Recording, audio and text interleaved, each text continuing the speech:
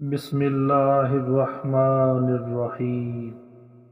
اللہ کے نام سے شروع جو بڑا مہربان اور نہایت رحم والا ہے۔ حضرت ابو ہریرہ رضی اللہ عنہ بیان کرتے ہیں،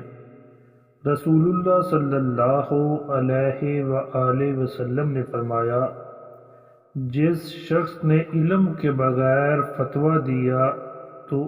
اس کا گناہ اسے فتویٰ دینے والے پر ہے، اور جس شخص نے اپنے مسلمان بھائی کو کسی معاملے میں مشورہ دیا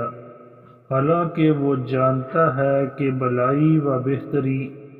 اس کے علاوہ کسی دوسری صورت میں ہے، تو اس نے اس سے خیانت کی۔ حضرت عبداللہ بن مسعود رضی اللہ عنہ نے فرمایا، لوگوں، جس شخص کو کسی چیز کا علم ہو تو وہ اس کے متعلق بات کرے، اور جسے علم نہ ہو تو وہ کہہ دے، اللہ بہتر جانتا ہے،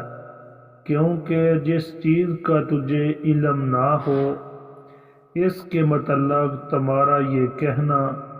کہ اللہ بہتر جانتا ہے، یہ بھی علم کی بات ہے۔ اللہ تعالیٰ نے اپنے نبی سے فرمایا، کہہ دیجئے میں اس پر تم سے کوئی اجر نہیں مانگتا اور میں تکلف کرنے والوں میں سے بھی نہیں ہوں۔